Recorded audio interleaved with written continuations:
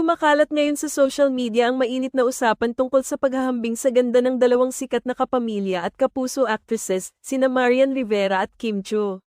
Maraming netizens ang may kani-kanyang opinyon, at tila nahahati ang kanilang mga pananaw pagdating sa kung sino sa dalawa ang mas kaakit-akit o mas mukhang bata. May ilang netizens na nagbigay ng mapangahas na komento at ikinumpara ang hitsura ng dalawang aktres. Isa sa mga nag-viral na komento ang nagsabing mas mukhang mas bata pa raw si Marian Rivera kaysa kay Kim Chiu.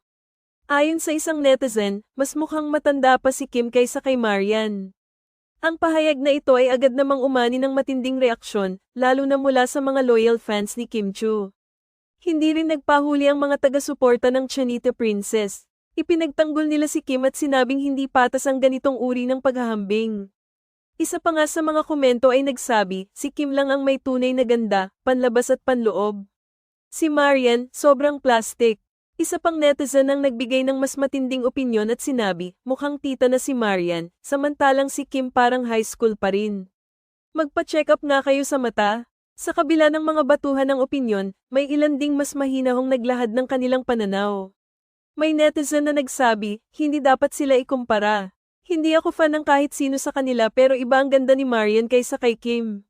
Pareho silang maganda pero magkaibang klase. Si Marian ay may natural na mestisahing ganda, habang si Kim naman ay may Chinese beauty.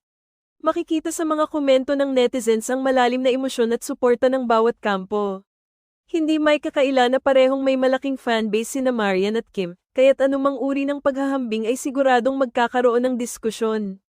Ang mga ganitong palitan ng opinyon ay nagpapatunay na parehong mahalaga at may malaking impluwensya sa showbiz industry ang dalawang aktres.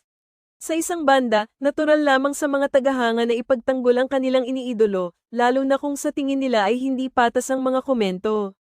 Ngunit sa kabilang banda, may mga nagsasabing hindi na dapat papalakihin ang ganitong usapin, lalo pat parehong matagumpay, maganda, at may kani-kanyang natatanging estilo ang dalawa. Ang usaping ito ay nagbubukas ng mas malawak na diskusyon tungkol sa beauty standards sa showbiz at kung paanong ang mga celebrity ay madalas ikinukumpara sa isa't isa batay lamang sa panlabas na anyo. Sa halip na ipitin sa ganitong mga usapan, mas nararapat sigurong kilalanin ang mga ambag ng bawat isa sa industriya at bigyang halaga hindi lang ang ganda kundi pati ang talento, disiplina, at kabutihan ng kanilang kalooban. Sa huli, ang kagandahan ay subjective, nakadepende ito sa panlasa at pananaw ng bawat isa.